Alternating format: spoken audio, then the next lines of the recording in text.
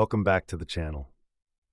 After a long search, I've finally found the perfect replacement for Firefox, the browser that will make you forget Firefox, Chrome, and any other modernity. It's called Browsh, and it runs entirely in the terminal. No, this isn't a joke. And yes, you can browse Google, read Wikipedia, and even try to watch YouTube, all in ASCII art, right from your shell. Browsh is one of those ideas that only the Linux world could come up with. A full-featured web browser that transforms every page into text and colored pixels. It supports JavaScript, images, videos, and ASCII, and can even be used on remote servers via SSH. Is it crazy? Yes. Is it brilliant? Even more so. For the brave who want to try it, all you need to do is visit the website. They have packages for everything, including Windows and Mac. After installation, just type Browse H in the terminal and you're good to go.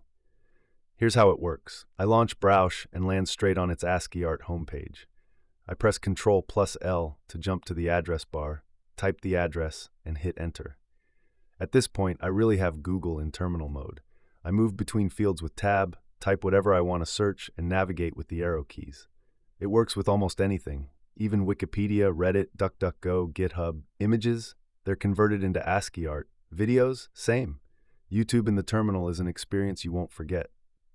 Browsh was made for server environments, for those who only have SSH access and still want to browse the web, but also for anyone who loves to experiment, to impress, or just to nerd out in style. It respects your privacy, uses almost no resources, and it's amazing for anyone who works on VPS or headless servers.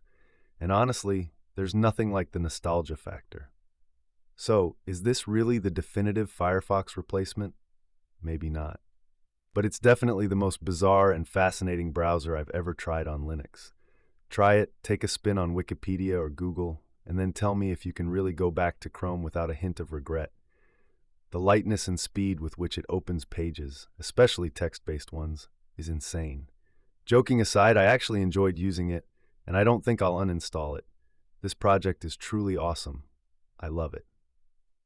That's all for today, and remember, on Linux, nothing is impossible.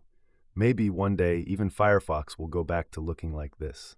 In the meantime, long live the terminal. Thanks for watching.